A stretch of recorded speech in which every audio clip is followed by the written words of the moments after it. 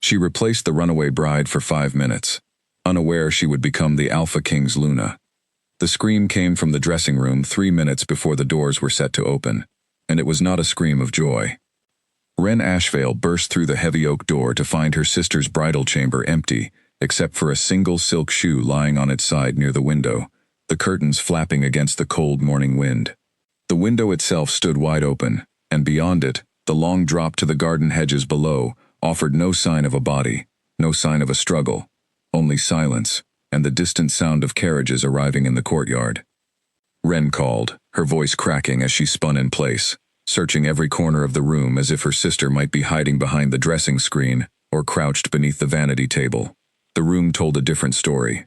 The wedding gown that had been fitted for Lorelei just yesterday still hung on its stand, untouched, its pearl buttons catching the pale light. A note lay crumpled on the floor near the door, half torn, as though someone had tried to destroy it and changed their mind at the last second. Wren picked it up with trembling fingers. The handwriting was unmistakably her sister's, rushed and slanted, ink smudged where a tear or a raindrop had fallen across the page. "I cannot do this. Forgive me. Protect yourself. Do not trust the North Wing." That was all it said.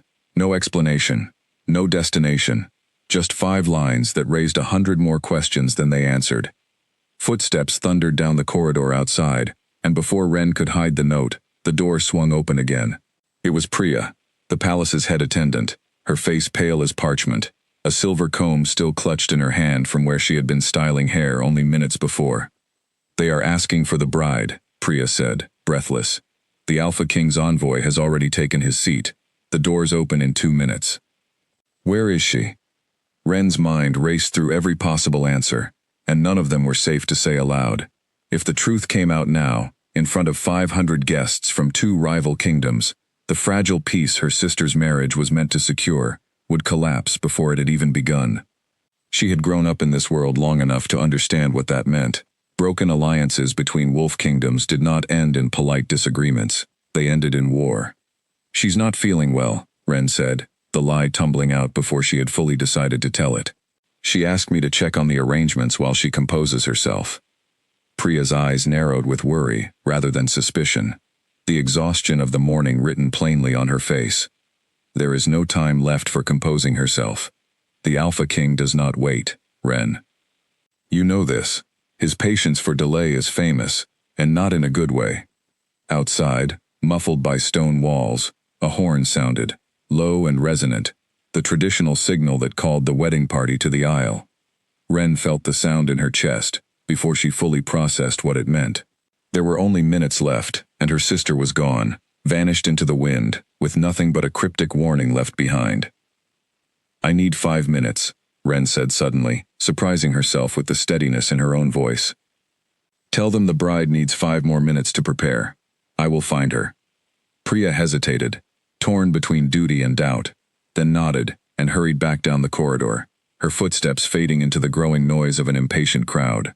Wren was alone again, staring at the wedding gown, at the veil resting beside it on a velvet cushion, delicate lace, embroidered with silver thread in the shape of climbing vines, a design that had taken the palace seamstresses 3 months to complete. She thought of running to search the grounds herself, but she knew the estate was already surrounded by wolves loyal to the crown, patrolling the perimeter as a precaution against exactly this kind of disappearance.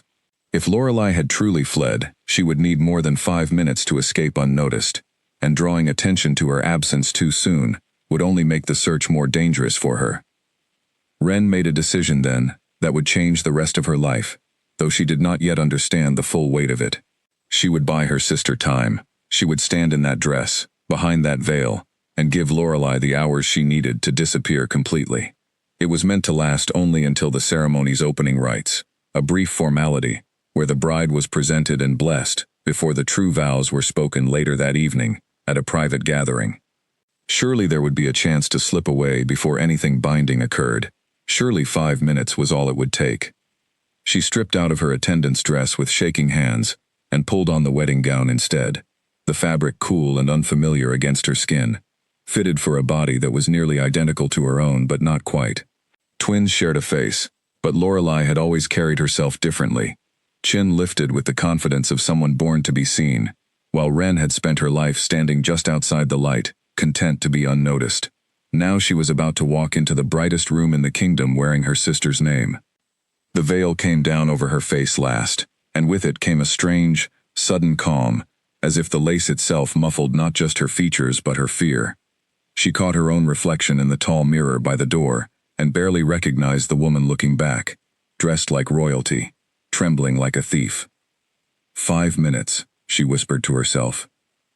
Just 5 minutes. The corridor outside had emptied of servants, everyone already gathered in the great hall for the presentation. Ren walked alone toward the sound of hundreds of voices, her slippered feet silent against the marble floor, her heart pounding so loudly she was certain someone would hear it through the walls. 2 guards flanked the entrance to the hall, wolves in human form dressed in the deep green and silver of the Ashvale house colors, standing at attention. They bowed their heads as she approached, mistaking her instantly for the bride they had been told to expect, and pulled open the great doors without a word.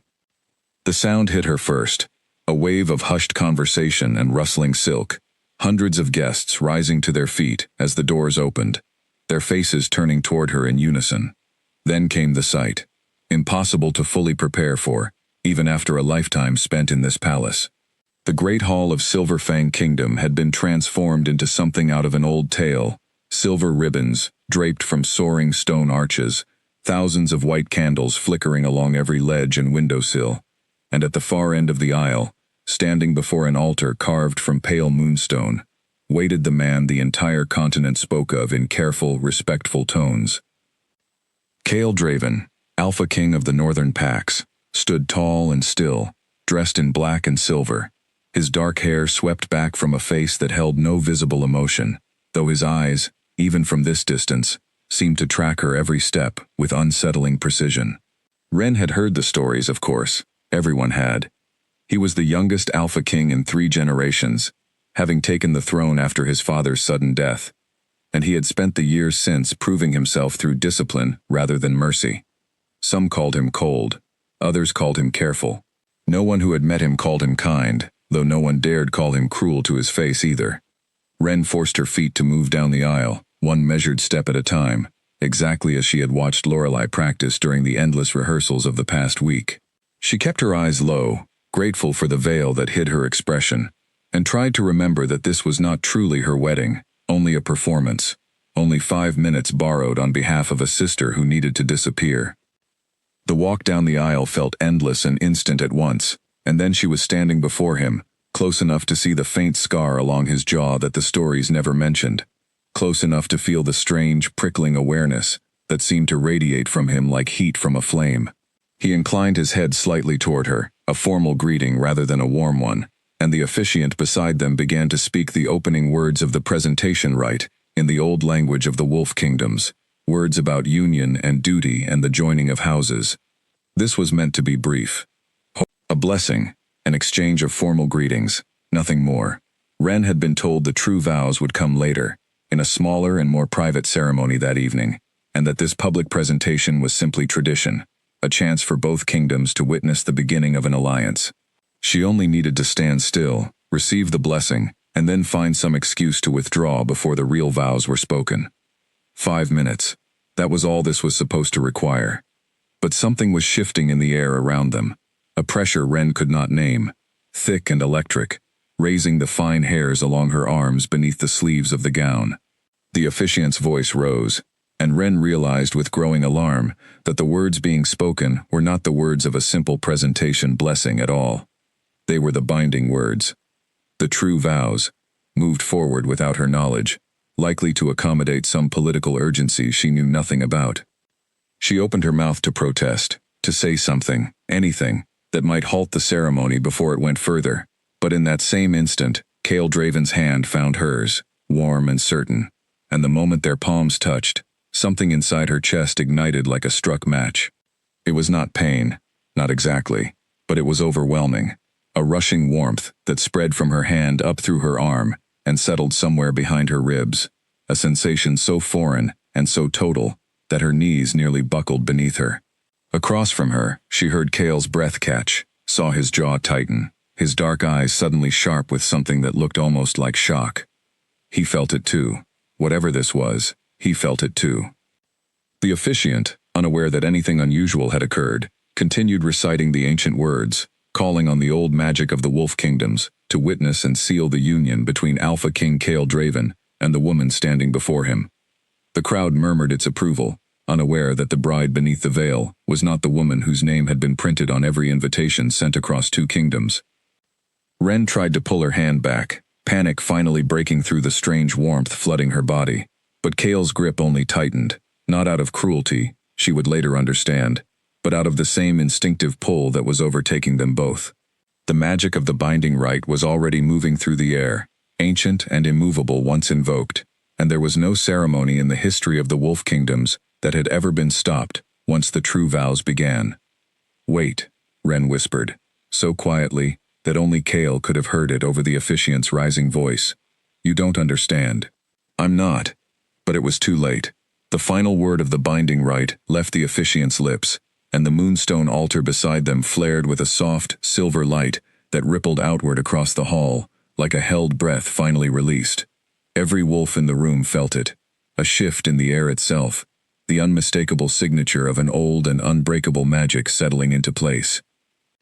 Kale's eyes snapped up to hers, and for the first time, Ren saw something crack in that carefully controlled expression, confusion warring with an emotion far more dangerous, something raw and possessive that made her stomach twist with fear, and, though she would never admit it aloud, something that was not entirely fear. "Remove the veil," he said, his voice low and commanding, carrying easily over the sudden hush that had fallen across the hall. Ren's hands trembled as she reached up, knowing there was no way to stop what was coming, no way to undo whatever had just been sealed between them.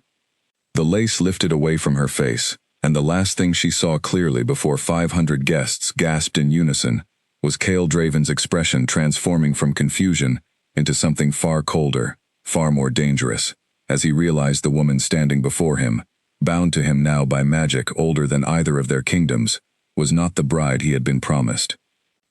"You," he said, and the single word carried enough weight to silence the entire hall. "Who are you?" Ren lifted her chin, forcing herself to meet his gaze, despite the trembling in her legs, despite the eyes of 500 strangers burning into her from every direction.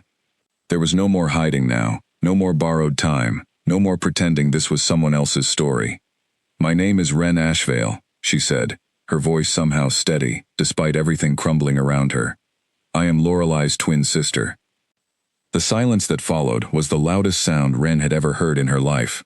Somewhere near the front of the hall, a nobleman from the visiting delegation rose halfway from his seat before being pulled back down by a companion, his face pale with alarm. Whispers began rippling backward through the crowd, like wind moving through tall grass, faster and faster, until the entire hall buzzed with 100 urgent conversations happening all at once. Kale did not release her hand. If anything, his grip tightened further, though whether from anger or from the same overwhelming pull that had gripped Ren the moment their palms touched, she could not tell. His eyes searched her face with an intensity that made her want to look away, and yet something kept her locked in place, unable to break the connection, even as every instinct screamed at her to run. "Where is Lorelei?" he said, not a question so much as a demand, each word clipped and precise. "I don't know," Ren admitted, and the truth of it seemed to land harder than any lie could have. "She left a note. She was gone before the ceremony began. I only meant to stand in for a few minutes, to give her time. I never thought." Her voice broke, the enormity of what had just happened finally catching up to her. "I never thought the vows would be spoken today. I was told it was only the presentation." A murmur of confusion moved through the hall as guests tried to make sense of what they were witnessing, whether this was some elaborate scheme orchestrated by the Ashvale house, or a genuine catastrophe unfolding in real time before their eyes. Kale's gaze swept briefly across the crowd, and Ren watched him visibly force his expression back into something controlled and unreadable, though the tension in his shoulders never fully eased. "The rite has already been completed," the officiant said quietly, stepping closer, his voice low enough that only the 3 of them could hear. "The binding magic does not distinguish between intended brides. Once the vows are spoken, and the connection sparks between 2 wolves, the union is sealed. There is no version of the old law that allows it to be undone." Ren felt the blood drain from her face. "That's not possible." There must be some way, some ritual, something. There is not, the officiant said, not unkindly, but firmly. In 300 years, no binding rite has ever been reversed once completed. I am sorry, my lady, but you are now the Luna of the Northern Pax. The words did not feel real. They landed somewhere outside her body, as though they belonged to someone else's life entirely, some story she was watching unfold from a great distance. She looked up at Kale, searching his face for some sign of what would happen next, some indication of whether he intended to have her thrown from the palace, or worse. But what she found instead was a man staring back at her, with the same disoriented shock that must have been written across her own features. This was not what I agreed to, he said quietly, and though the words were harsh, there was something almost helpless beneath them, a man confronting a truth he had no power to change.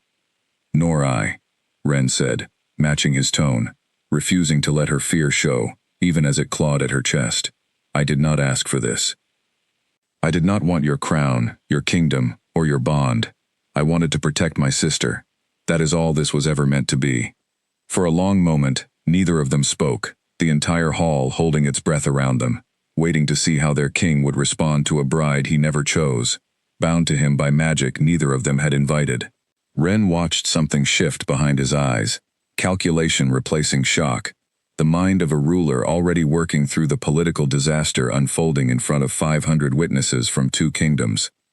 Clear the hall, Kale finally said, loud enough for his guards to hear, though his eyes never left Ren's face. The celebration is postponed. I require a private council with the Ashvale house immediately. Chaos erupted as guests rose from their seats, confused voices rising into a wall of noise, servants rushing to usher the crowd toward the exits while palace guards moved to secure the hall. Through it all, Kale Draven kept Ren's hand firmly in his own, as though some part of him understood, even in the middle of his fury and confusion, that whatever had happened between them could not simply be walked away from.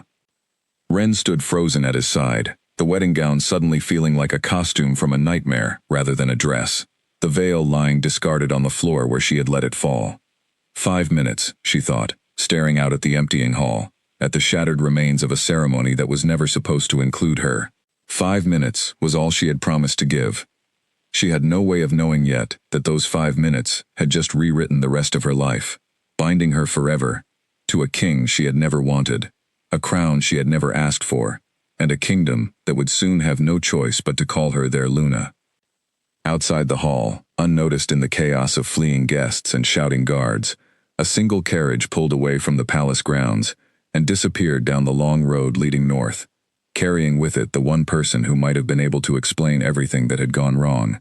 But Lorelei Ashvale was already gone, and the sister she had left behind was about to discover just how far the consequences of that morning would reach. The great doors of the hall closed with a heavy, final sound, sealing Ren inside with a man who was now, by ancient and unbreakable law, her husband. Kale turned to face her fully for the first time since the veil had lifted, his expression unreadable once more, the mask of a king sliding back into place. "We need to talk," he said quietly. "Now." Ren swallowed hard, the weight of everything that had just happened pressing down on her all at once. "Yes," she said, "I suppose we do." Neither of them moved for a long moment, both trapped in the strange, unwanted intimacy of a bond neither had chosen, standing in the wreckage of a wedding that was never meant to be theirs. Whatever came next, Ren understood with sudden, terrible clarity. There would be no going back to the quiet, unnoticed life she had lived in her sister's shadow. She was the Luna now, whether she wanted the title or not, and the kingdom outside those doors was already beginning to whisper her name. The council chamber was smaller than the Great Hall, but no less imposing, its walls lined with portraits of past Alpha Kings, their painted eyes seeming to follow Ren as Kale led her inside and shut the heavy door behind them. A fire crackled in the hearth, the only sound besides her own uneven breathing, and for a moment, neither of them spoke, both still adjusting to the strange new reality that had settled over them like a second skin. "Sit," Kale said, gesturing to a chair near the fire, though his tone carried more command than courtesy. "I would rather stand," Ren said, lifting her chin, despite the exhaustion pulling at every muscle in her body. Something flickered across his face, not quite amusement, but close enough to it, that Ren felt a strange flush of satisfaction at having surprised him. He studied her for a long moment, the same intensity from the hall returning to his gaze, as though he were trying to solve a puzzle whose pieces refused to fit together properly. "Tell me everything," he said finally. "From the beginning. Leave nothing out." Ren took a steadying breath and recounted the morning as clearly as she could. The scream, the empty room, the note with its cryptic warning about the North Wing, the desperate decision to buy her sister time.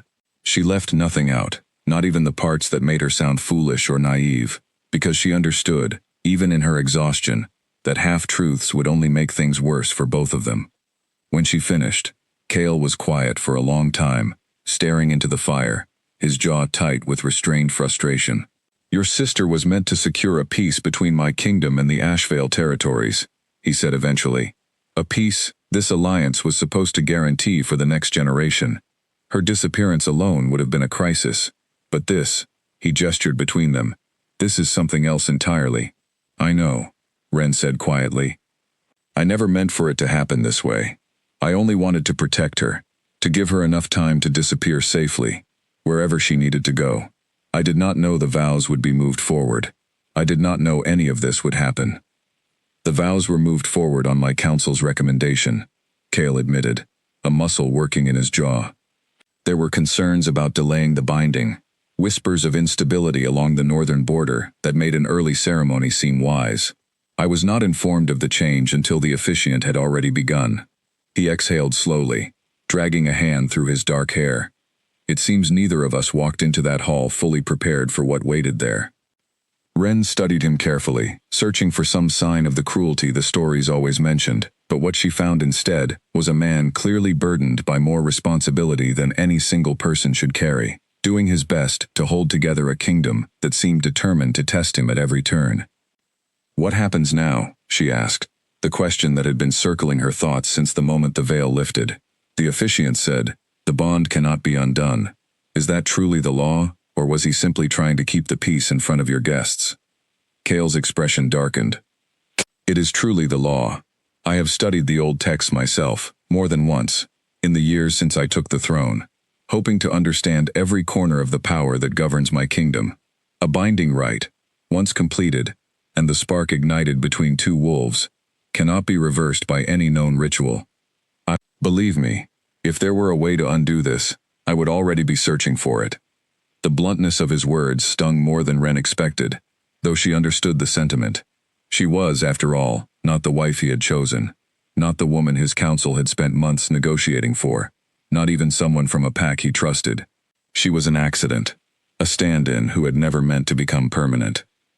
"Then I suppose we are both trapped," she said, unable to keep the bitterness from her voice entirely. Cale's gaze sharpened at that, something unreadable passing behind his eyes. "Trapped is one word for it," he said quietly, "though I would caution you against saying so where my court can hear. Whatever this bond is, whatever accident brought it into being, it is now the truth of our kingdom. My people will not follow a Luna who speaks of her own crown as a prison." "Your people do not yet know me at all," Ren pointed out. "To them I am simply the woman who ruined their king's wedding." "Then we will have to change that," Cale said, and there was something in his tone that surprised her, a note of quiet determination, rather than resignation. "Whatever else is true, the bond is sealed. I do not intend to let my kingdom fall into chaos because of circumstances neither of us could control. You will need to learn what it means to stand at my side, and quickly." Before Ren could respond, the chamber door opened without warning, and a tall woman swept inside, silver hair pulled back in a severe braid, dressed in council robes trimmed with the same green and silver as the Ashvale colors, though her expression carried none of the warmth that color usually suggested. This, Ren realized with a sinking feeling, must be someone from her own family's inner circle, likely sent the moment word of the disaster reached them. "Lady Ashvale," the woman said coolly, addressing Ren with a tone that made clear the greeting was anything but friendly. "I am Freya Calloway, advisor to your late mother, and now to the Ashvale estate, in your father's absence. I came the moment I heard what happened in that hall. Do you have any understanding of what you have done?" "I did not choose this," Ren said evenly, refusing to be cowed, despite the exhaustion weighing on every word. Lorelei disappeared, I stood in to protect her, nothing more. The vows were moved without my knowledge. Freya's sharp eyes moved between Ren and Kale, calculating something Ren could not fully read. Whether or not it was intended, the bond is sealed, and now the entire continent will be watching to see how the Northern Pax and the Ashvale House handle the fallout of this morning's chaos. There will be those who see opportunity in this confusion, my lady. Enemies of both our houses who will use this to sow doubt about the strength of this alliance. Then we will not give them the satisfaction, Kale said, his voice carrying the same commanding tone Ren had heard in the Great Hall. As of this moment, Ren Ashvale is my Luna, bound by right and by law. Any who challenge that bond, challenge the crown itself. Freya's expression remained carefully neutral, though Ren caught the faint tightening around her eyes, the sign of a woman recalculating years of careful planning in an instant. And Lorelei? She asked. What of the search for her? She cannot simply vanish without consequence. There are questions that must be answered, about the note she left, about what she may have known before she fled. Ren felt her stomach tighten at the mention of her sister. The note warned against trusting the North Wing, she said. I do not know what that means, but it did not sound like the words of someone running from cold feet. It sounded like fear. Kale's attention sharpened at that, exchanging a brief glance with Freya that suggested the words carried more weight than Ren yet understood. The North Wing, he repeated slowly. You are certain those were her exact words? Certain, Ren said. I still have the note, if you wish to see it. I do, Kale said, his tone suddenly urgent, in a way it had not been before. Bring it to me as soon as possible. If your sister feared something within these walls, we need to understand what, before whatever frightened her decides to move again. Freya's composure cracked just slightly at that, the first genuine emotion Ren had seen from her since she entered the room. You believe this is connected to the unrest along the border, she said, not quite a question. I believe, Kale said carefully, that we cannot afford to assume it is a coincidence that the bride vanished, on the very morning, meant to seal a peace so many wished to prevent. He turned back to Ren, his expression softening only slightly, though the intensity behind his eyes remained. Whatever burden this bond has placed on both of us, it seems we may now share more than a title. If your sister uncovered something dangerous within my own court, then finding her, and understanding what she knew, becomes a matter of survival for us both. Ren felt the fear she had been holding at bay since the wedding finally settled fully into her chest, colder and heavier than anything the shock of the ceremony had produced. This was no longer simply about an accidental marriage or a sister's cold feet. Something darker was moving beneath the surface of the kingdom she had just been bound to, and her sister had run directly into its path. Then we begin tonight, Ren said, surprising herself with the steadiness returning to her voice. I want to know what my sister was afraid of, and I want to know why an entire kingdom's peace was resting on a wedding someone clearly wanted to sabotage. Kale studied her for a long moment, something like respect flickering behind the careful control he wore like armor. Careful, Lady Ashvale, he said quietly. That kind of determination tends to attract the very danger it seeks to uncover. Then it is fortunate, Ren replied, meeting his gaze without flinching, that I no longer have the luxury of being careful. Freya watched the exchange with an unreadable expression, then inclined her head toward the door. I will begin making inquiries within the Ashvale household, she said. If Lorelei left in fear, someone within our own walls may have seen something before she fled. As the advisor departed, leaving Ren and Kale alone once more in the firelit chamber, Ren became suddenly aware of how close they were still standing, the strange warmth of the bond humming quietly beneath her skin whenever his eyes met hers. Whatever this connection was, whatever ancient magic had chosen to spark between them without either person's consent, it was not fading, and some small, unguarded part of her was beginning to wonder if it ever would. You should rest, Kale said finally, his voice quieter now that they were alone, some of the commanding edge softened into something almost gentle. Tomorrow my court will expect answers, and you will need your strength to face them. And if I cannot give them the answers they want? Ren asked. Then you will give them the truth instead, Kale said. It has served me well enough over the years, even when it was not the answer anyone wished to hear. Ren allowed herself a small, tired smile at that, the first genuine one since the terrible screaming had shattered the morning's calm. That, she said, may be the first thing you have said today that I fully agree with. As she was led from the council chamber toward whatever chambers had been hastily prepared for the palace's newest and most unexpected Luna, Ren could not shake the feeling that the true danger of that day had only just begun to reveal itself, hidden somewhere within the north wing her sister had begged her to avoid. Morning came too quickly, sunlight spilling through unfamiliar curtains into a chamber Ren had never expected to wake inside. For a moment, caught between sleep and waking, she almost believed the previous day had been nothing more than an elaborate nightmare, until she shifted beneath the heavy blankets and felt the faint, unfamiliar warmth still humming somewhere beneath her ribs, the quiet reminder of a bond that refused to be forgotten. A knock sounded at the door, before she could gather her thoughts fully, and Priya entered carrying a tray of tea and a stack of neatly folded garments, her expression a careful mixture of professional composure and barely restrained curiosity. "The king requested that you be given time to prepare before facing the court," she said, setting the tray down gently, "though I imagine no amount of time will make this morning feel any less strange." "You have no idea," Ren murmured, sitting up and rubbing at her tired eyes. Priya busied herself laying out the clothing, deep green fabric embroidered with silver thread, clearly chosen to honor the Ashvale colors, while still marking Ren as belonging to the northern packs. "The court gathers within the hour," Priya continued. "There are already whispers moving through every corridor of this palace, my lady. Some believe you planned this from the beginning, a clever scheme to steal your sister's crown. Others believe you are simply an unfortunate victim of circumstance. I would advise you prepare yourself for both kinds of stares." Ren's stomach tightened at the thought, though she forced herself to nod calmly, determined not to let the anxiety show. "Let them think what they wish," she said, though the words felt braver than she truly believed them to be. "I know the truth of what happened. That will have to be enough for now." By the time she was dressed and led toward the throne room, the weight of the crown she had never asked for felt heavier with every step, though no physical crown yet rested on her head. The doors opened onto a room already filled with nobles and advisors, their conversations dropping into an uneasy hush the moment she entered, hundreds of eyes tracking her every movement with open curiosity, suspicion, and in some cases, poorly concealed hostility.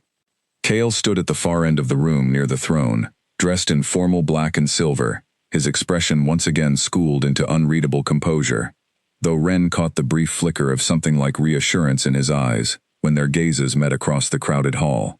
She walked toward him with her chin lifted, refusing to let the weight of so many judging stares bend her posture, though every step felt like walking across thin ice that might crack at any moment. "Court of the Northern Pax," Kale announced once she reached his side, his voice carrying easily across the silent room.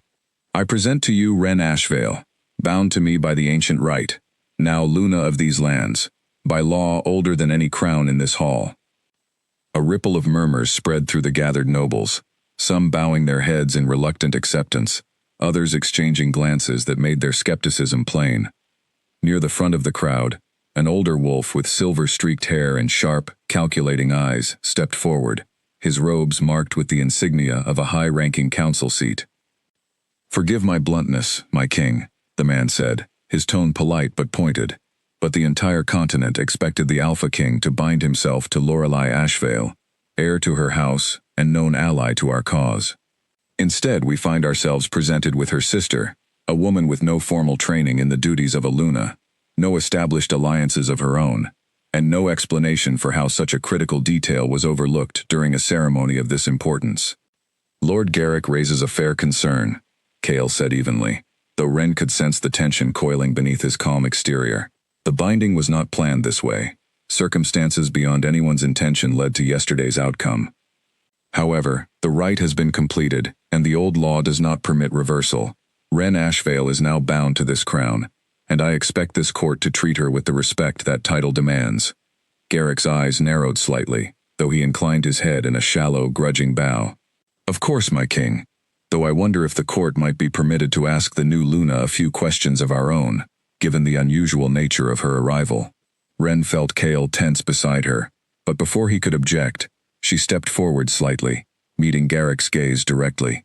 "Ask what you wish," she said, keeping her voice steady despite the hundreds of eyes now fixed entirely on her. "I have nothing to hide." A murmur of surprise passed through the crowd at her boldness, and Garrick's expression flickered with something like reluctant approval before he composed himself once more. "Very well," he said. "Where is your sister now, and why did she flee her own wedding without warning?" "I do not know where she is," Ren said honestly. "She left before the ceremony began, leaving only a brief note behind. I stood in her place because I believed I was only delaying the presentation, not completing a binding rite. Had I known the truth of what was happening, I assure you, I would have refused. And yet here you stand," Garrick said, wearing the title she was meant to carry. "Here I stand," Ren agreed, "bound by magic neither your king nor I chose, facing a court that seems more interested in blaming me for my sister's choices than in understanding what frightened her enough to run in the first place." The hall fell into a stunned silence at the sharpness of her reply, and for a moment, Ren feared she had overstepped, spoken too boldly for a woman meant to be earning the court's trust rather than challenging it outright.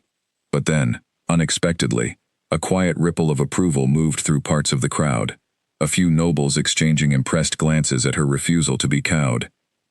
Kale's hand found hers then, warm and steady, and though the gesture was likely meant for the court's benefit as much as her own comfort, Ren felt the familiar spark of the bond flare gently between them, grounding her in the middle of the tense silence.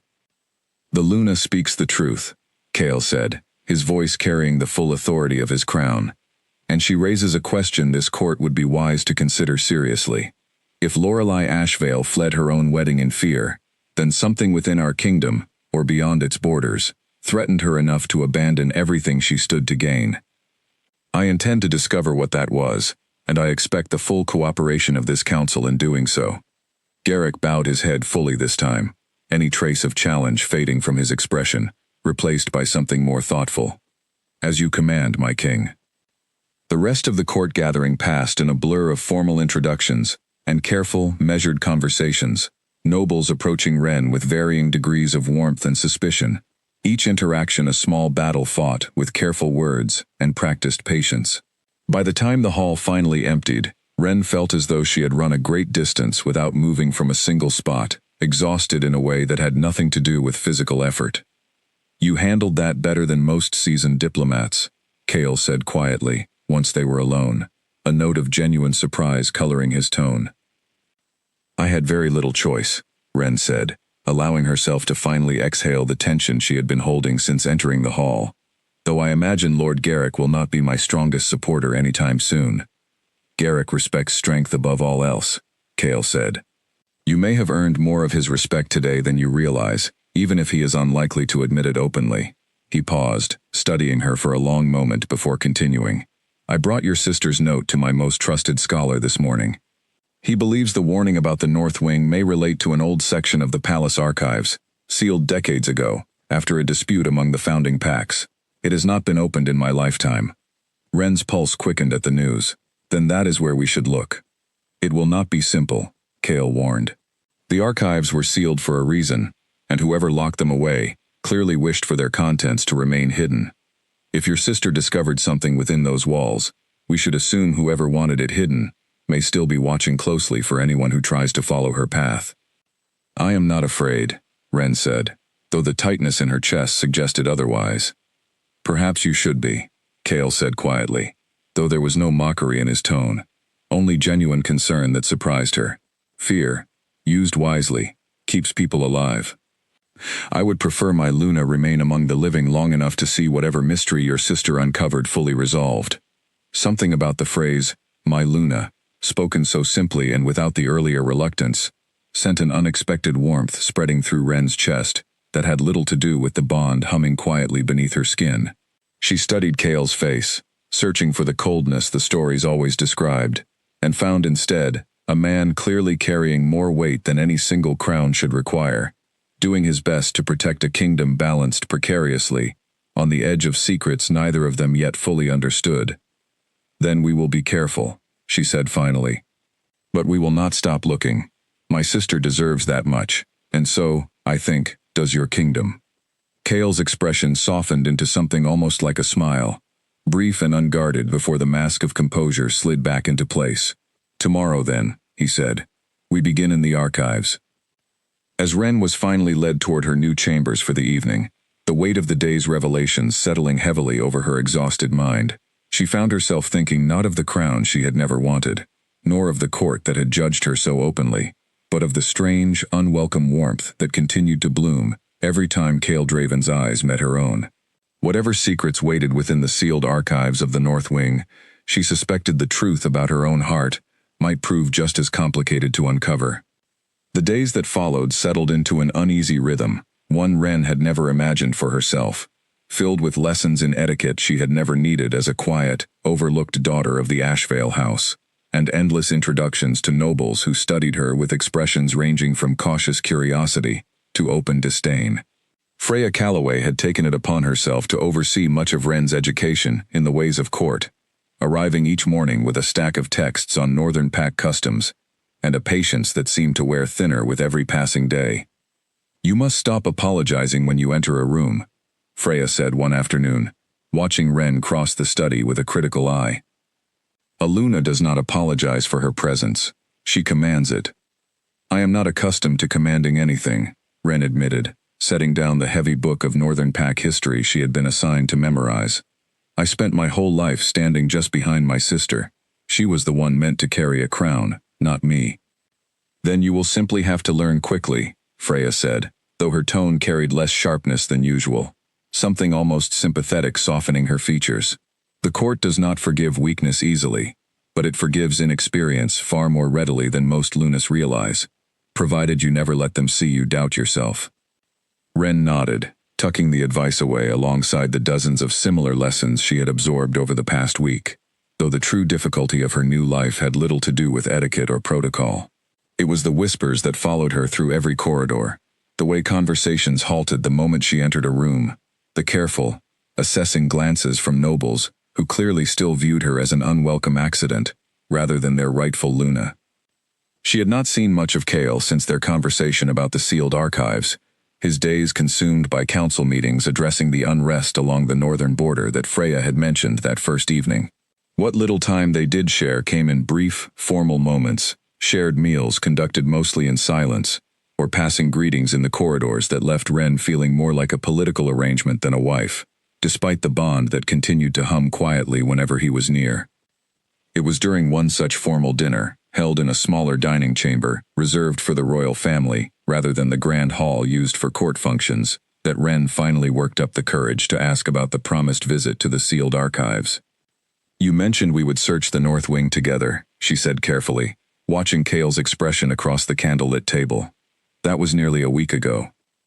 Cale set down his goblet, his expression tightening with something that looked almost like guilt. "The border unrest has required more of my attention than I anticipated," he admitted. "Reports suggest movement along the eastern territories, packs testing the strength of our alliance in the wake of the wedding's chaos. I did not forget my promise, but I have been unable to keep it as quickly as I hoped." "Then let me go alone," Wren offered. "You have enough demanding your attention. I can search the archives myself and report back whatever I find." "Absolutely not," Cale said, the sharpness of his tone surprising them both. He seemed to catch himself, softening slightly before continuing. "Forgive me. I only mean that the sealed archives are not a place I wish you exploring without protection. If your sister found something dangerous enough to flee her own wedding, I will not risk you facing the same danger unguarded." Wren studied him carefully, noting the genuine concern beneath the sharp words, and felt something warm and unfamiliar bloom in her chest, despite her best efforts to remain guarded. "Then come with me tomorrow," she said. "Whatever the border reports say, they can wait a single evening. My sister's safety, and whatever secret drove her away, feels more urgent to me than court politics." Cale was quiet for a long moment, studying her with an expression she could not quite read, before finally nodding. "Tomorrow evening then," he agreed, "after the council session concludes."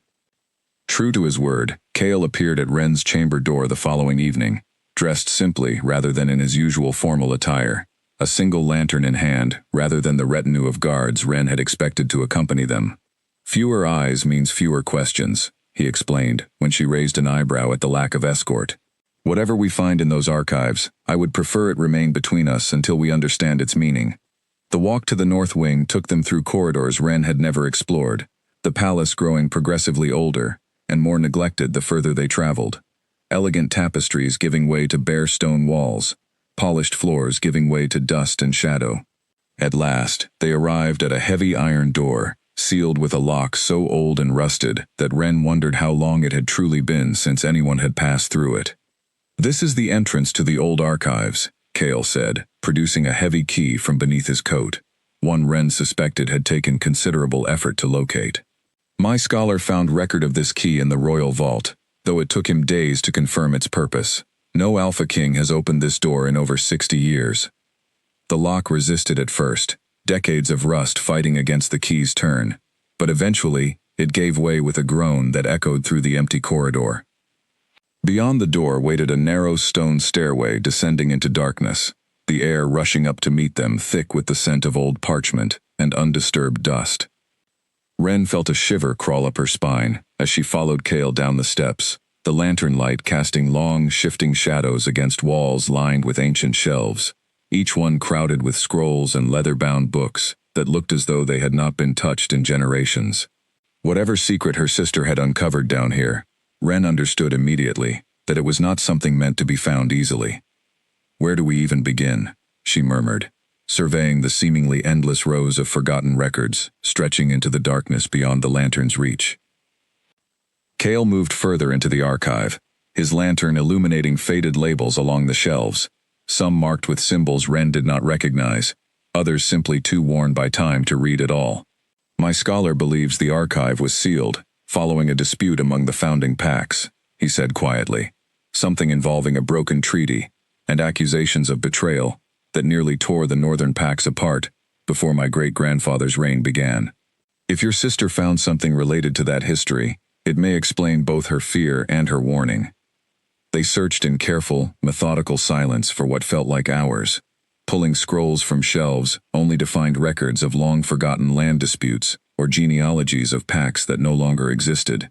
Ren's fingers grew stiff with cold and dust, her earlier determination beginning to waver beneath the sheer scale of the task before them, until finally, tucked behind a false panel at the rear of one shelf, her fingers brushed against something that felt distinctly newer than everything surrounding it. "Kale," she called softly, pulling free a small leather journal, its cover far less worn than the ancient texts surrounding it. "This does not belong here. It's too new." Kale crossed the room quickly, holding the lantern closer, as Ren carefully opened the journal's cover. The handwriting inside was unmistakably her sister's, the same rushed, slanted script from the note she had left behind on her wedding morning, filling page after page with careful notes and observations that made Ren's stomach twist with dawning dread. "She was here," Ren whispered. "She found this place before I ever did." Kale leaned closer, reading over her shoulder as she flipped through the pages, his expression growing increasingly grim with every line. The journal spoke of secret meetings observed within the palace walls, of coded messages passed between members of the Northern Court and representatives from a rival pack Ren did not recognize, of a plot Lorelei had apparently uncovered that threatened to unravel the very alliance her marriage had been meant to secure. "This is treason," Kale said quietly, his voice tight with barely restrained anger. "Someone within my own court has been conspiring against this kingdom, and your sister discovered it before anyone else." Ren's hands trembled as she turned to the final written page, her sister's handwriting growing increasingly hurried and frantic toward the end, as though she had been running out of time even as she wrote. The last entry, dated only 2 days before the wedding, sent a cold chill racing through Ren's entire body. "They know I have seen too much. I cannot marry into a court that would betray its own king. I must disappear before they silence me the way they silenced the others. Ren, if you ever find this, trust no one within these walls until you know their true loyalty. I am sorry for the burden I leave behind." The journal fell silent from her fingers, the weight of her sister's final desperate words settling heavily over the dusty archive. Kale's jaw was tight with fury as he stared down at the page, the flickering lantern light casting harsh shadows across his sharpened features. "Silence the others," he repeated quietly. "There have been others." "We need to find out who," Ren said, forcing her voice to remain steady despite the fear coiling tightly in her chest. "before whoever silenced them decides that I know too much as well." Kale turned to face her fully then, his expression fierce with a protectiveness that startled her with its intensity. "No one will silence you.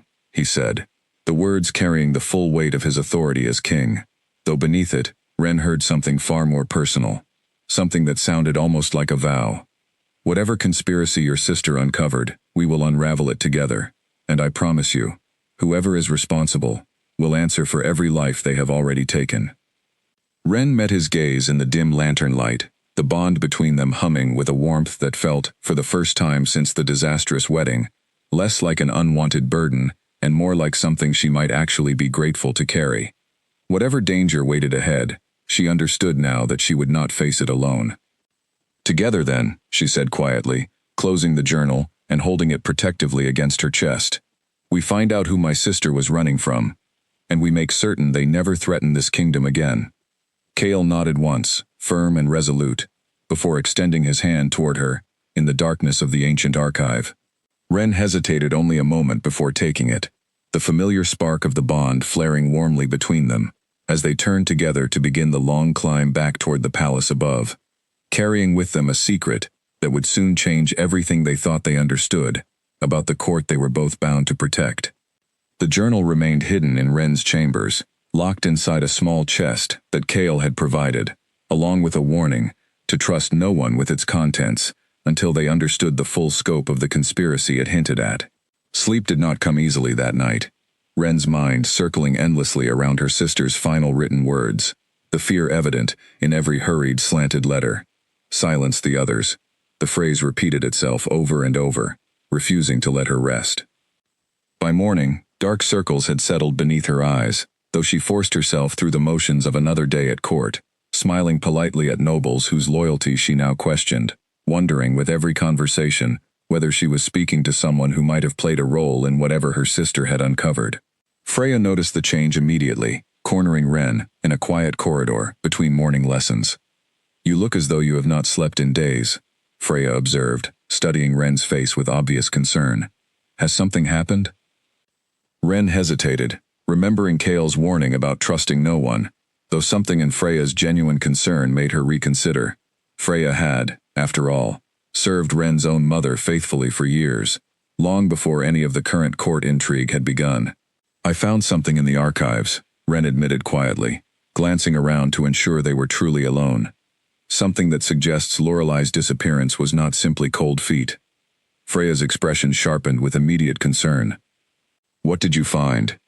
I cannot say more, not yet, Ren said, though she softened the refusal with an apologetic look. Kale asked me to trust no one until we understand more fully what we are dealing with. Please, do not take offense. It is not a matter of doubting you specifically. To her relief, Freya nodded slowly, understanding rather than offense settling over her features. Wise counsel, she said. This court has always been a place where secrets multiply faster than trust. I will not press you further, but know that if you need an ally, my loyalty has always belonged to the Ashvale name, long before it belonged to any throne. The reassurance offered some small comfort, though it did little to ease the constant undercurrent of suspicion that now colored every interaction Ren had within the palace walls. She found herself studying faces more carefully during meals, listening more closely to conversations in the corridors, searching for any hint of the coded meetings her sister had documented in that hidden journal. It was during one such meal, several days later, that the first real crack in the court's careful facade began to show. Lord Garrick, who had challenged Ren so pointedly during her first appearance before the court, approached her table with an expression far less hostile than their previous encounter, though something guarded remained behind his eyes. My lady, he said, inclining his head in a proper bow, I find myself owing you an apology for my harshness at our first meeting. It has come to my attention that you have handled the difficulties of your new position with considerably more grace than I anticipated. Ren studied him carefully, uncertain whether to trust the sudden shift in his demeanor. Thank you, Lord Garrick, she said cautiously, though I imagine there are still many within this court who share your original doubts about my place here. Perhaps, Garrick admitted, though I have come to believe that doubt is not always synonymous with disloyalty. I served your husband's father for many years before his passing, and I have watched this kingdom weather more storms than most courts could survive. I only wish to see it protected, whatever form its Luna takes. Something about his words struck Ren as carefully chosen, testing, rather than simply conversational.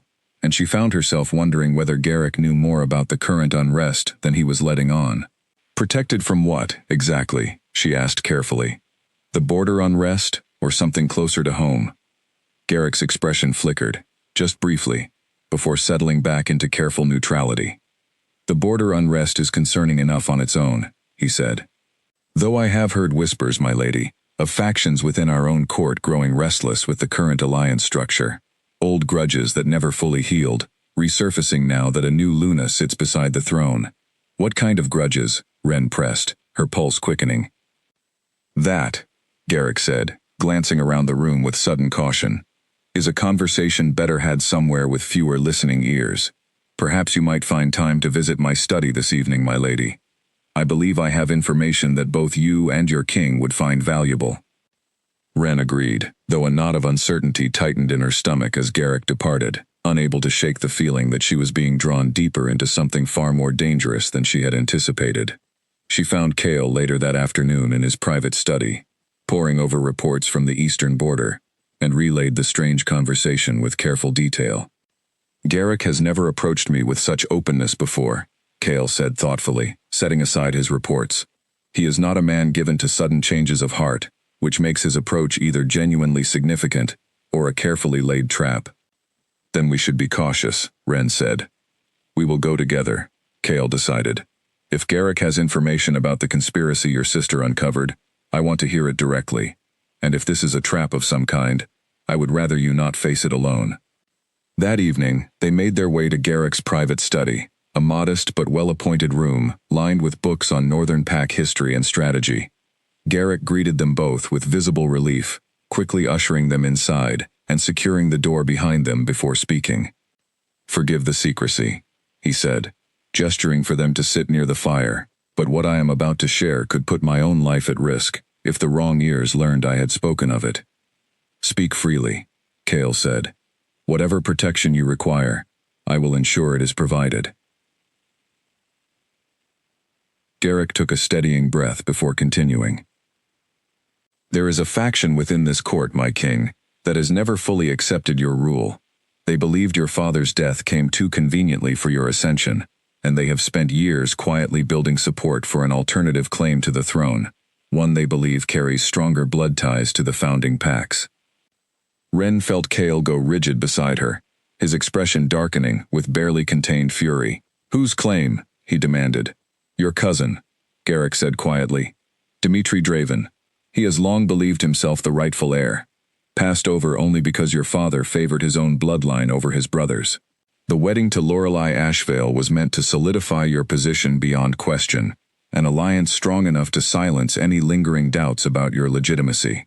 I believe, my king, that Dimitri's faction may have played a role in ensuring that wedding never proceeded as planned. The pieces began falling into place in Wren's mind with sickening clarity. That would explain the note, she said quietly. Lorelei must have discovered evidence of this faction's plans, perhaps even proof of their involvement in earlier deaths, the others she mentioned. She fled not out of fear of marriage, but out of fear of what she had learned. And if Dimitri's faction believed she had uncovered their conspiracy, Cale said grimly, then her life has been in danger since the moment she found that evidence, wherever she may have gone. Garrick nodded gravely. There is more, my king. I have reason to believe Dimitri has grown desperate in recent weeks, aware that his window to act before your rule solidifies further is closing quickly. The unrest along the eastern border may not be coincidental unrest at all, but a distraction deliberately engineered to draw your attention and your forces away from the palace itself. Cale rose abruptly from his seat, pacing the length of the study with barely contained tension radiating from every movement. If Dimitri intends to move against the throne directly, he will need more than a faction of disgruntled nobles. He will need forces loyal enough to challenge my own guard. Which is precisely why I believe he has been in contact with factions beyond our borders, Garrick said. Possibly even the same rival pack your sister mentioned in her journal, my lady. An alliance of convenience between those who wish to see this throne fall and those who wish to see this kingdom weakened enough to exploit.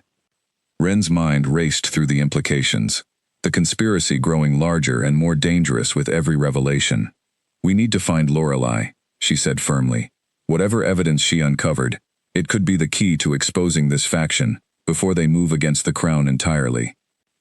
Agreed, Cale said, though the tightness in his jaw suggested the weight of the coming days, already pressing heavily upon him.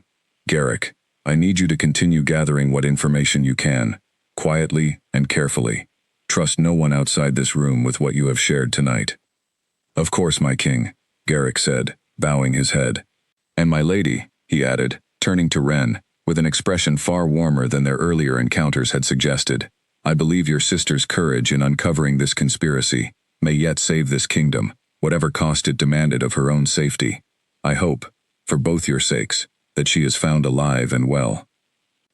As they left Garrick's study that evening, the weight of the conspiracy settling heavily over both their shoulders, Ren felt Cale's hand find hers once more in the quiet corridor, the bond between them humming with a warmth that felt increasingly less like an unwanted burden, and more like the only steady ground beneath her feet, in a kingdom suddenly full of hidden dangers. Whatever comes next, Cale said quietly, his eyes meeting hers with an intensity that made her breath catch. Know that you do not face it alone. Whatever accident brought us together, I find myself increasingly grateful for it, even amid all of this danger. Ren felt her cheeks warm, despite the seriousness of the moment, something unfamiliar and fragile blooming in her chest that had nothing to do with fear of the conspiracy unfolding around them. As am I, she admitted quietly, though I would still prefer we uncover this plot before it costs either of us anything more than we have already lost. Cale's hand tightened gently around hers as they continued down the corridor together, both of them now bound not only by ancient magic, but by a shared determination to protect the kingdom and the family that fate had so unexpectedly woven together. In the days following their meeting with Garrick, a subtle shift began to take place between Ren and Cale, one neither of them acknowledged openly, but both seemed to feel with growing certainty. Where once their conversations had been formal and guarded, careful exchanges between strangers bound by circumstance, they now found themselves seeking each other out more often than duty strictly required, sharing meals that stretched longer than necessary, exchanging glances across crowded rooms that carried meaning neither fully understood. Ren found herself in Cale's study one evening, ostensibly to review reports on the eastern border unrest, though the conversation had long since drifted away from strategy and into quieter, more personal territory.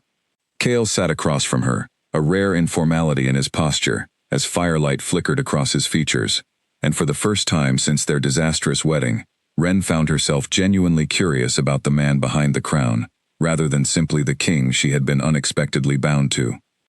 You never speak of your father, she observed, watching him carefully.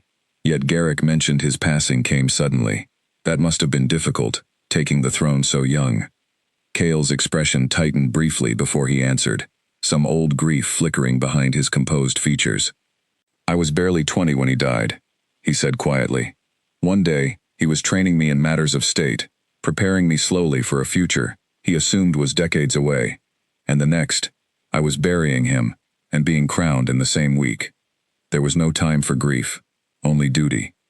That sounds lonely, Ren said softly. It was, Cale admitted, something in his voice, softening at her genuine sympathy, rather than the careful diplomacy most courtiers offered. My counsel expected strength above all else, and I learned quickly that showing weakness, even grief, was a luxury I could not afford. I have spent every year since proving that a king who ascended so suddenly deserved his crown as much as any who inherited it through decades of preparation. Ren studied him quietly, understanding now the source of the careful, guarded composure he wore like armor in every public appearance. No wonder you struggled to trust an unexpected bride thrust upon you without warning, she said. You have spent your entire reign guarding against exactly this kind of unpredictability. Cale's gaze met hers across the firelit room, something raw and unguarded flickering behind his dark eyes. I will admit, he said slowly, that when the veil lifted and I realized you were not the bride I expected, my first instinct was fury, fear even, that my carefully built world had been shattered by circumstances entirely beyond my control. He paused, studying her with an intensity that made her pulse quicken. But in the days since, I have found myself grateful for that shattering more often than I expected to be. Grateful, Ren repeated, unable to keep the surprise from her voice. Even with everything this bond has cost us both, the danger it seems to have uncovered, Especially because of it, Kale said. Lorelei was chosen for practical reasons, an alliance built on political necessity rather than any true understanding between us. In the brief time we spoke before the wedding, I never once felt the kind of connection I have felt with you in these past weeks, accidental or not. You challenge me. You question me. You refuse to simply accept the crown I offer, without demanding I earn your trust in return. He shook his head slightly, as though still surprised by his own words. I did not expect to find that refreshing, and yet I do. Wren's heart pounded loudly in her chest, the weight of his words settling over her with a warmth she had not allowed herself to fully acknowledge until this moment. I have felt something similar, she admitted quietly, though I confess it frightens me more than I would like to admit. This bond was forced upon us both, and yet the feelings growing between us do not feel forced at all. I do not know how to reconcile the two. Perhaps, Kale said, rising from his seat and crossing the room to stand before her, close enough that she could feel the warmth radiating from him, the bond humming steadily beneath her skin. We do not need to reconcile them at all. Perhaps the magic simply recognized something true between us, before either of us had the chance to discover it ourselves. Wren looked up at him, searching his face for any trace of the cold, distant king the court had always described, and found instead a man standing vulnerable before her, offering something far more precious than a crown. That is a dangerous thought for a king to entertain, she said softly, though there was no accusation in her tone, only quiet wonder. Perhaps, Kale agreed, reaching up to gently tuck a stray strand of hair behind her ear, his touch lingering a moment longer than necessary. But I find myself less concerned with danger than I once was, at least where you are concerned. The moment stretched between them, charged with a tension that had been building steadily since the moment their hands first touched at that fateful altar, until finally Kale leaned down, hesitating only briefly, before pressing a gentle kiss to her forehead rather than her lips, a careful, deliberate restraint that somehow felt more intimate than anything more forward might have been. Whatever comes next, he murmured against her hair.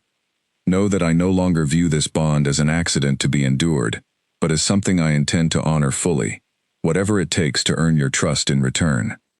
Wren closed her eyes, allowing herself, just for that single quiet moment, to set aside the fear and uncertainty that had defined every day since her sister's disappearance, and simply exist within the warmth of a connection she had never expected to want, let alone treasure. The moment was interrupted by a sharp knock at the study door, both of them stepping back quickly as Freya entered, her expression tight with urgency that immediately dispelled the fragile peace of the evening. Forgive the intrusion, Freya said, breathless from what must have been a hurried walk through the palace corridors. But there has been an incident at the eastern border. A patrol reported an ambush, several guards wounded, and evidence suggesting the attackers were not simply rogue wolves testing our defenses, but a coordinated force, moving with clear purpose. Kale's expression hardened instantly, the softness from moments before replaced entirely by the sharp, focused intensity of a king preparing for conflict. How many attackers? Reports vary, Freya said, but enough to suggest organized planning rather than random unrest. My king, I believe this may be the move Garrick warned us about. Wren felt her stomach drop as the pieces clicked into place, the careful conspiracy they had uncovered suddenly manifesting into real, immediate danger. Dimitri's faction, she said quietly. Likely, Kale confirmed grimly, already moving toward the door, his focus shifting entirely toward the crisis unfolding at his borders. I need to convene the War Council immediately. Freya, ensure additional guards are posted throughout the palace, particularly near Wren's chambers. If this is indeed the beginning of Dimitri's move against the throne, I will not risk any harm coming to my Luna while my attention is divided. I want to be part of the council discussion, Wren said suddenly, surprising even herself with the boldness of the request. If this threat is connected to what my sister uncovered, I may have information relevant to understanding Dimitri's strategy. Kale hesitated only a moment before nodding, something like pride flickering behind his tense expression. Very well. Your insight may prove valuable, and I would rather have you where I can protect you directly than left uncertain in your chambers while danger moves against this kingdom.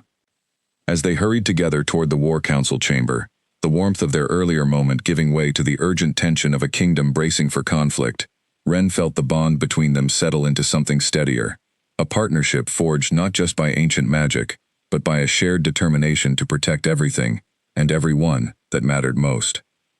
Whatever Dimitri's faction intended, whatever danger the coming days might bring, Ren understood now, with a clarity that surprised her, that she no longer feared standing beside Kael Draven as his Luna.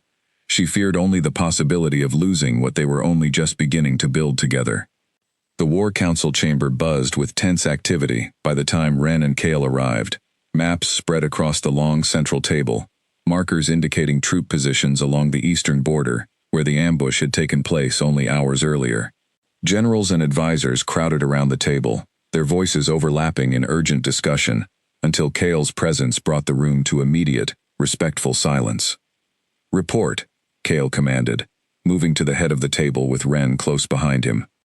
A weathered general with graying hair stepped forward, gesturing toward the map. "The ambush occurred near the eastern pass, my king, striking a routine patrol without warning.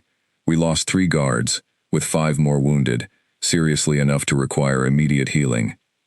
The attackers withdrew before reinforcements arrived, but tracking suggests a force of at least 30 wolves, organized and disciplined in their retreat." 30 wolves does not represent a full invasion force, Kael said, studying the map with narrowed eyes.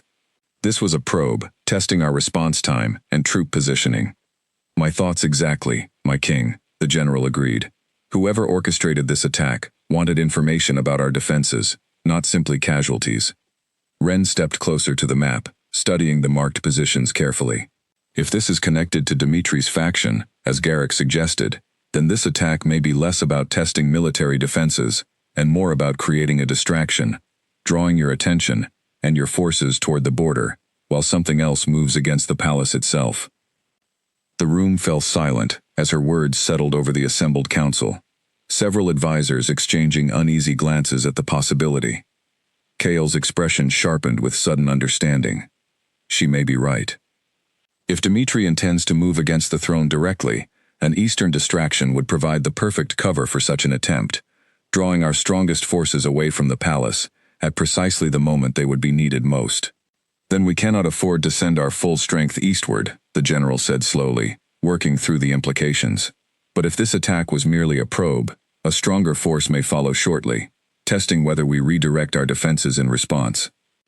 "We split our forces," Kael decided, his voice carrying the confident authority of a king, accustomed to difficult decisions. "Send a contingent east, strong enough to deter further probing attacks, but keep the majority of our strength here at the palace, prepared for whatever move Dimitri's faction intends to make closer to home." As the generals began discussing logistics and troop movements, Ren found herself pulled aside by Garrick, who had entered the chamber sometime during the discussion, his expression grave with information he clearly wished to share privately. "My lady," he said quietly, drawing her toward a quiet corner of the room, "I have received word from a contact within Dimitri's faction, someone who has grown uneasy with the direction his plans have taken. There is more urgency to this threat than even the border attack suggests." Ren's pulse quickened. "What have you learned?" "Dimitri intends to claim the throne through more than simple political maneuvering," Garrick said, his voice barely above a whisper. "My contact suggests he plans to challenge Kael directly, invoking an old law that allows any wolf of sufficient bloodline to demand a formal contest for the crown, provided the reigning king's legitimacy can be publicly questioned.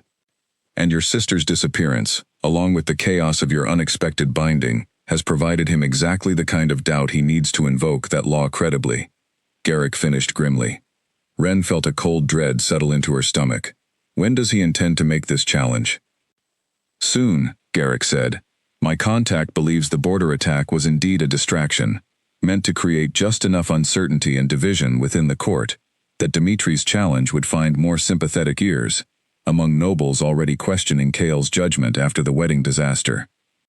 "We need to tell Kael immediately," Ren said, already turning back toward the council table. "There is one more thing," Garrick said, stopping her with a gentle hand on her arm. "My contact mentioned that Dimitri has been searching for your sister as well, my lady. He believes Lorelei may possess information that could either strengthen or completely unravel his claim to legitimacy, depending on what she witnessed before she fled." The implications of this settled heavily over Ren, the danger to her sister suddenly feeling more immediate and personal than the abstract political conspiracy she had been trying to unravel. "Then we need to find her before Dmitri does," she said firmly. "Whatever information she carries, it cannot fall into his hands first."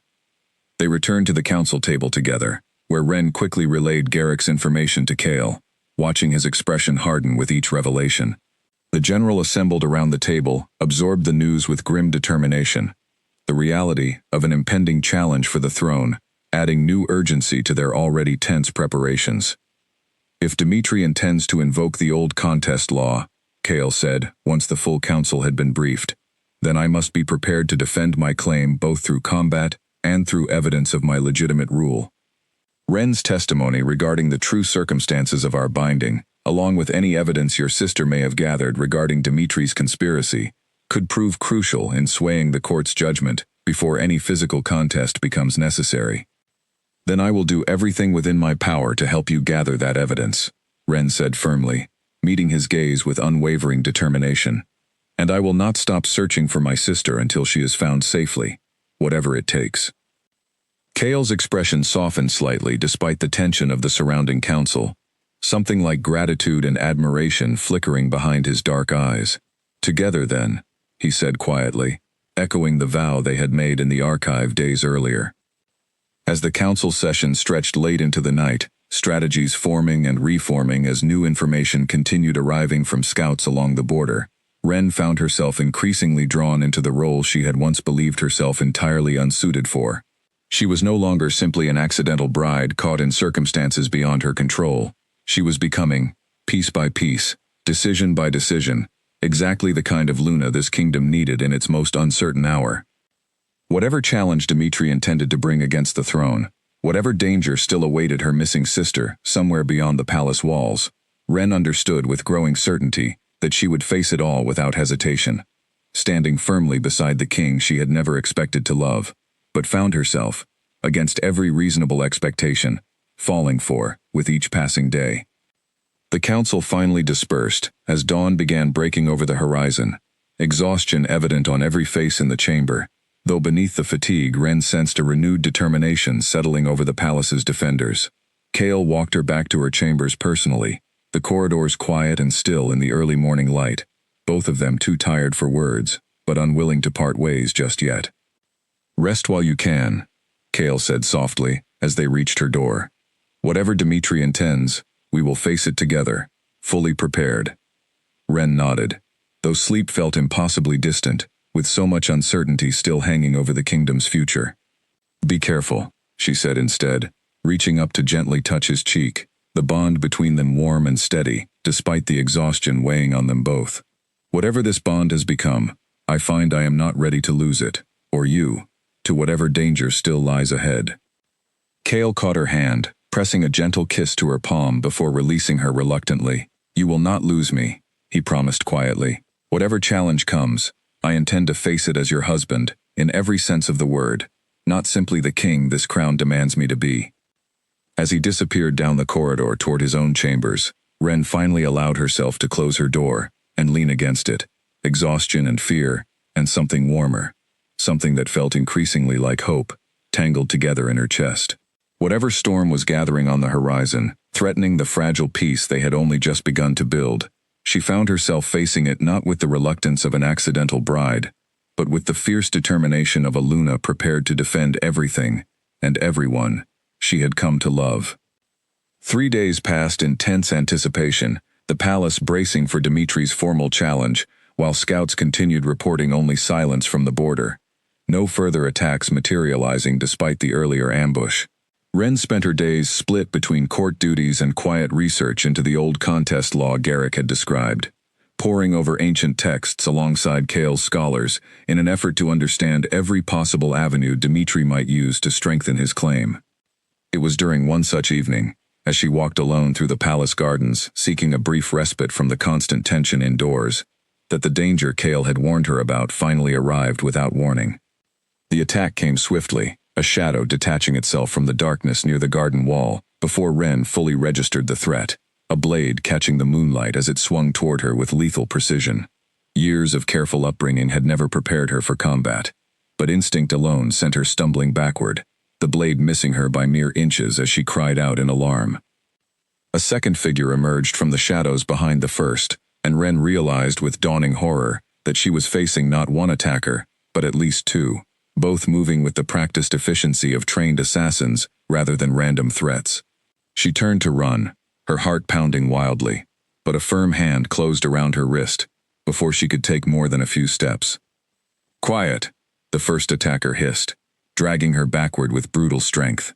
"Lord Dimitri wishes to speak with you before this matter is settled permanently." Fear surged through Ren's chest, sharp and immediate, but beneath it, something else stirred, a fierce, protective anger that refused to simply surrender without a fight. She twisted hard against her captor's grip, driving her elbow backward with as much force as she could manage, catching him off guard just enough to loosen his hold.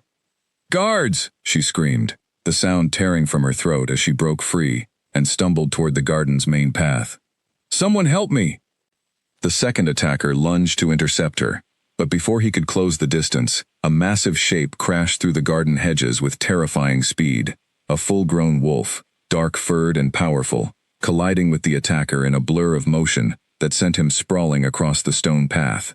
Ren recognized the wolf's eyes immediately, the same intensity she had come to know so well now burning with unrestrained fury. Kale.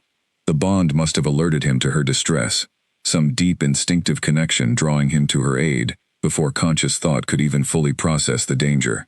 He moved between Ren and her attackers with lethal precision, his massive form a barrier of pure protective fury, and within moments, palace guards were flooding into the garden, drawn by her earlier screams and the sounds of struggle. The remaining attackers, realizing the tide had turned decisively against them, attempted to flee, but Kale's guards moved swiftly to cut off their escape, subduing both assailants before they could disappear back into the shadows they had emerged from. Only once the immediate danger had fully passed did Kale shift back into his human form, rushing to Ren's side with an urgency that made her breath catch. "Are you hurt?" he demanded, his hands moving over her carefully, checking for injuries with barely restrained panic beneath his commanding tone. "I'm all right," Ren managed, though her voice trembled with the aftermath of adrenaline and fear. "They said Dimitri wanted to speak with me before settling this matter permanently. I believe they intended to use me as leverage against you." Kale's expression darkened with a fury Ren had never witnessed before, something primal and dangerous flickering behind his dark eyes as he glanced toward the subdued attackers being restrained by his guards. "They will answer for this," he said, his voice low and lethal. "Every single one of them." As the guards led the captured assailants away for questioning, Kale turned his full attention back to Ren, pulling her into an embrace so fierce and unexpected that she nearly stumbled from the force of it. "I felt something through the bond," he murmured against her hair, his voice rough with an emotion far more raw than his usual careful composure allowed. "A surge of fear that was not my own. I have never run so quickly in my life." Ren pressed herself closer against him, allowing herself, finally, to shake with the delayed terror of what had nearly happened, the reality of how close she had come to being taken, or worse, settling heavily over her now that the immediate danger had passed. "I did not know the bond could do that," she admitted quietly, "alert you to danger from such a distance." "Neither did I," Kale said, pulling back just enough to study her face, his hands framing her cheeks with a tenderness that contrasted sharply with the lethal fury he had displayed only moments earlier. "But I am endlessly grateful for it. Whatever ancient magic allowed me to reach you in time." They remained in the garden for a long moment, the guards clearing the area around them, until finally, Kale led her carefully back toward the palace, his arm wrapped protectively around her shoulders the entire way. In the safety of her chambers, he insisted on personally overseeing a healer's examination, refusing to leave her side until he was fully satisfied that she had suffered no lasting harm from the encounter. "This confirms Dimitri's intentions beyond any doubt," Kale said once the healer had departed, pacing the length of Ren's chamber with barely contained tension. "He does not merely seek to challenge my claim through the old contest law. He is willing to use violence against my Luna to weaken my position before any formal challenge is even declared." "Then we cannot wait passively for his move any longer," Ren said, her earlier fear giving way to steady resolve. "We need to find Lorelei, and we need to expose Dimitri's conspiracy before he strikes again, whether against me or against the throne itself." Kale stopped pacing, turning to face her, with an expression that carried both determination and something far more personal, a fierce protectiveness that had clearly deepened significantly following the night's terrifying events. "I will not risk losing you," he said quietly, crossing the room to kneel before her chair, taking her hands gently in his own. "Whatever this bond began as, an accident neither of us chose, it has become something I am no longer willing to let any conspiracy, any challenge, take from me." Ren felt tears prick unexpectedly at her eyes, the weight of his words settling over her with a warmth that overwhelmed even the lingering fear from the attack. "Nor am I," she whispered. "Whatever happens with Dimitri's challenge, whatever danger still lies ahead, I do not regret standing beside you, Kale Draven. Not for a single moment." He leaned forward then, and this time, when their lips finally met, there was no hesitation, no careful restraint, only the culmination of weeks of growing connection, finally allowed to fully bloom between them. The kiss was gentle at first, tender, with unspoken relief that she had survived the night's danger, before deepening into something far more certain, both of them finally allowing themselves to fully embrace the bond that fate had so unexpectedly woven between them. When they finally parted, breathless and flushed, Kale rested his forehead gently against hers, his hands still cradling her face with reverent care. "Whatever Dimitri intends," he murmured, "he will find that threatening you has only strengthened my resolve to protect this kingdom, and everyone within it that I have come to love." Ren smiled softly despite the exhaustion and lingering fear still coursing through her body, something warm and certain settling into place within her chest. "Then let him come," she said quietly. "We will face his challenge together, and we will win." Outside, somewhere in the palace's holding cells, the captured attackers remained under careful guard, their interrogation already yielding valuable information about Dimitri's growing desperation and the timeline of his planned move against the throne. And somewhere beyond the palace walls, in a location still unknown to either Ren or Kale, Lorelei Ashvale remained hidden, unaware that the sister she had left behind was about to uncover the truth that would finally bring her back into the light. The interrogation of the captured attackers yielded a location within 2 days, a hidden hunting lodge nestled deep within the forested hills bordering the Eastern Territories, one of several safe houses Dimitri's faction had established over the years of quiet planning. Kale assembled a small, trusted contingent of guards to investigate, insisting Ren remain safely within the palace, despite her protests to accompany them. "I need you here," Kale said firmly, holding her hands as he prepared to depart. "If this location leads us to your sister, I promise I will bring her back to you safely. But I cannot protect both of you if we are separated across unfamiliar territory, and after the attack in the garden, I am not willing to take that risk." Ren reluctantly agreed, though the hours that followed his departure stretched with agonizing slowness, every moment filled with anxious uncertainty about what the rescue party might find. Freya remained by her side throughout the waiting, offering quiet company as they both stared out over the palace grounds, watching the horizon for any sign of returning riders. It was well past midnight when the sound of approaching horses finally broke the tense silence, and Ren rushed toward the courtyard the moment word reached her that the party had returned. Kale dismounted quickly, his expression difficult to read in the torchlight, but before Ren could ask about the outcome, movement behind him drew her attention to a second horse, and the figure being carefully helped down from its saddle. "Lorelei," Ren breathed, the name catching in her throat as relief and disbelief flooded through her all at once. Her sister looked thinner than Ren remembered, exhaustion evident in the hollows beneath her eyes, but she was alive, and very clearly herself, rushing forward the moment she spotted Ren across the torchlit courtyard. The sisters collided in a fierce embrace, both of them crying openly. Weeks of fear and separation, finally breaking loose in a flood of relieved tears. "I am so sorry," Lorelei whispered against her sister's shoulder. "I never meant for you to be pulled into this danger. I only wanted to protect you, protect everyone, from what I had discovered." "We found your journal," Ren said, pulling back just enough to study her sister's face. "We know about the conspiracy, about Dimitri's faction. Are you hurt? Did they harm you while you were hiding?" "I was careful," Lorelei said, though the exhaustion in her voice suggested the weeks of hiding had taken a considerable toll regardless. "I found shelter with distant relatives who asked no questions. though I lived every day fearing discovery. When Kale's guards arrived at the lodge tonight, I feared the worst, until I recognized the crest on their uniforms and understood you must have sent them searching for me. Kale approached then, his expression softening as he watched the sisters' reunion. The lodge was indeed one of Dimitri's safe houses, though empty by the time we arrived, save for your sister, who had taken refuge there only recently, after her previous hiding place was discovered. Discovered, Ren repeated, alarm flooding through her once more. Dimitri's men found me 3 days ago, Lorelei admitted. I barely escaped, and I feared they would track me down again before I could find somewhere safer. I did not know where else to turn. You are safe now, Kale said firmly. Whatever information you carry regarding Dimitri's conspiracy, it will be instrumental in exposing his treason before the full court. But first, you both need rest. We can discuss strategy in the morning. Despite the late hour, sleep proved difficult for Ren that night, her mind racing through everything that had happened. Relief at her sister's safe return, tangled with anxious anticipation of the confrontation with Dimitri, that now felt inevitable. She found herself rising before dawn, making her way to the chambers where Lorelei had been settled, finding her sister similarly unable to rest. Tell me everything, Ren said softly, settling onto the edge of the bed beside her sister. From the beginning, what did you discover that frightened you enough to flee your own wedding?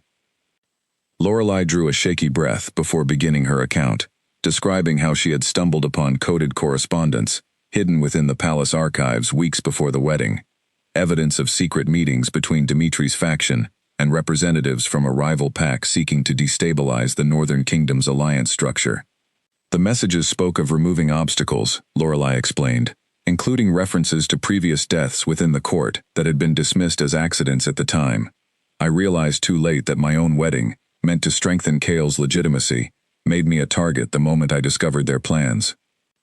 Why did you not simply tell Kale what you had found? Ren asked. Surely he would have protected you.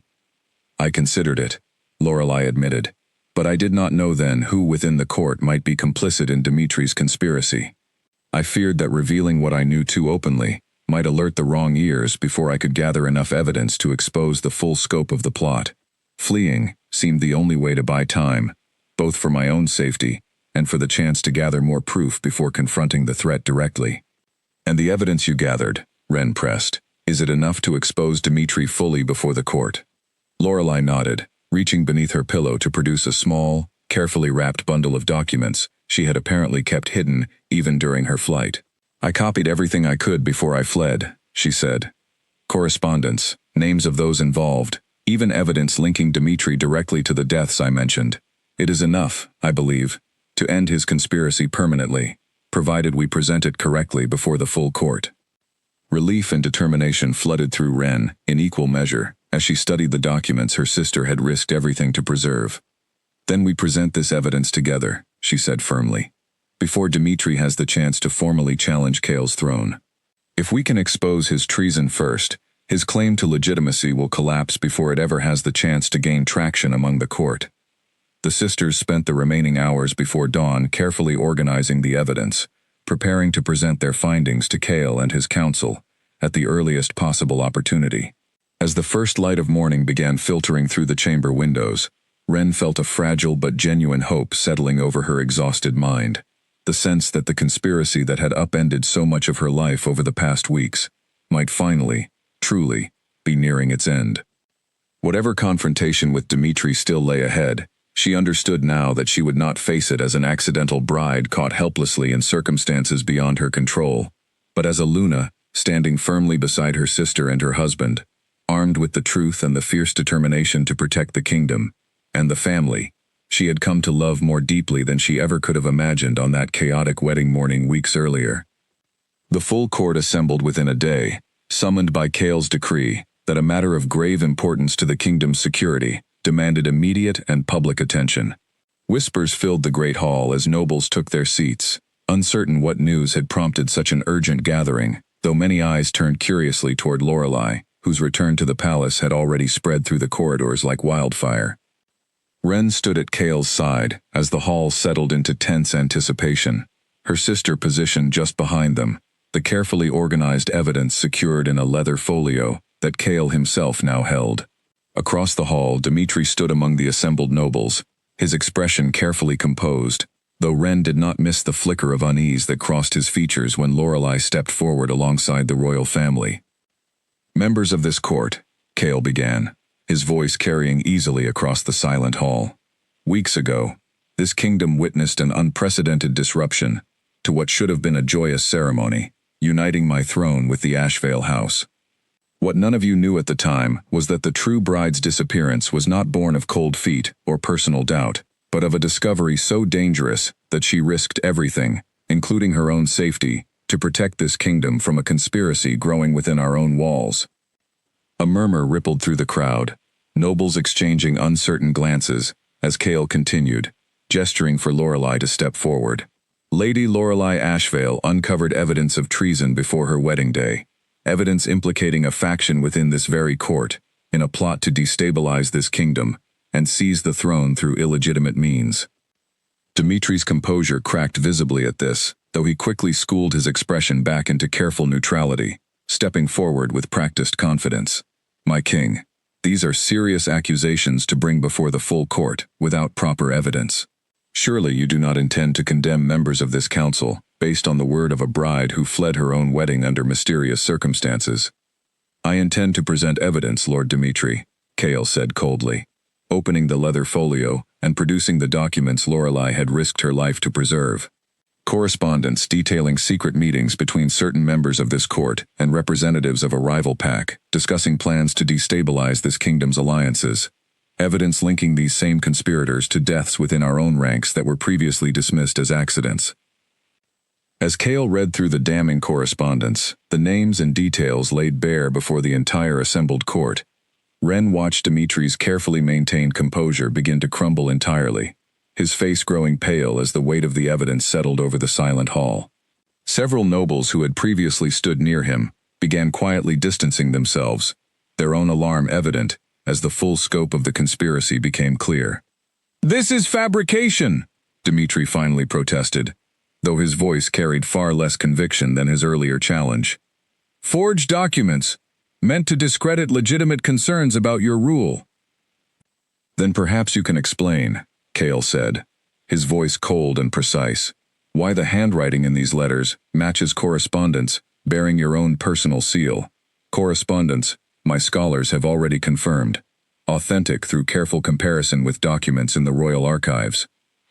The hall erupted into shocked whispers as the full weight of the accusation settled over the assembled nobles, many turning to stare openly at Dmitri, whose earlier confidence had entirely evaporated, replaced by the desperate expression of a man realizing his carefully constructed plans had finally, irrevocably collapsed. "Guards," Cale commanded, his voice carrying absolute authority across the silent hall. "Take Lord Dmitri into custody, pending formal trial before this council for treason against the crown." Dmitri attempted a final, desperate protest as guards moved to restrain him, but his words fell on unsympathetic ears, the court having already witnessed enough evidence to condemn his conspiracy beyond any reasonable doubt. As he was led from the hall, several other nobles named in the correspondence were similarly identified and detained, the conspiracy that had threatened to unravel the northern kingdom finally exposed fully to the light. Once the chaos had settled, and the accused conspirators had been removed from the hall, Cale turned to address the remaining court, his expression softening as he glanced toward Ren, standing steady and resolute at his side throughout the entire dramatic confrontation. "This kingdom owes a debt of gratitude to two remarkable women," Cale said, his voice carrying genuine warmth now, rather than the cold authority he had wielded against Dimitri's treason. "Lady Lorelei Ashvale, whose courage in uncovering this conspiracy, at tremendous personal risk, protected this kingdom from a plot that could have plunged us into devastating conflict." The court offered a respectful bow toward Lorelei, who accepted the acknowledgement with quiet grace, relief evident in her exhausted but genuine smile. "And Ren Ashvale," Cale continued, turning fully toward Ren now, his expression carrying an emotion far deeper than simple gratitude, who stood in her sister's place on a morning of chaos, never imagining the burden that decision would place upon her, and who has since proven herself, time and again, worthy of this crown, not through any accident of magic, but through her own courage, wisdom, and unwavering dedication to this kingdom's protection. Ren felt tears prick at her eyes as Kale reached for her hand, turning her gently to face the assembled court. Hundreds of nobles who had once viewed her with suspicion and doubt, now watching with expressions ranging from respect to genuine admiration. "I stand before this court today," Kale declared, his voice carrying across the hall with unmistakable conviction, not merely acknowledging the ancient magic that bound us together on that chaotic wedding morning, but choosing, of my own free will and full heart, to embrace Ren Ashvale as my true Luna, my equal partner in ruling this kingdom, and the woman I have come to love beyond any expectation I carried into that fateful ceremony. The hall erupted into applause, genuine and enthusiastic. Nobles who had once whispered doubts about the accidental Luna, now rising to their feet in respectful acknowledgement of the woman who had proven herself, through courage and conviction, entirely deserving of the crown fate had unexpectedly placed upon her. Kale turned to face Ren fully then, his expression soft, with an emotion that needed no further words to convey, and reached up to gently frame her face with both hands. "Whatever accident brought us together," he murmured, quiet enough that only she could hear beneath the continuing applause, "I would choose this path again, every single time, knowing it would lead me to you." "As would I," Ren whispered back, her heart full to overflowing with a happiness she never could have anticipated on that terrifying wedding morning weeks earlier, when she had stepped into her sister's dress, expecting only to buy a few minutes of borrowed time. As Kale leaned down to kiss her before the full assembled court, sealing their bond not merely through ancient magic, but through genuine, chosen love, Ren understood with complete certainty that the crown resting invisibly upon her brow was no longer a burden she had been forced to carry, but a role she had grown into fully, earning the respect and loyalty of a kingdom that now proudly called her their Luna. Behind them, Lorelei watched the scene with a warm, tearful smile, finally free from the fear that had haunted her for weeks, grateful beyond words that her sister's sacrifice had ultimately led not to tragedy, but to a love story neither of them could have possibly predicted.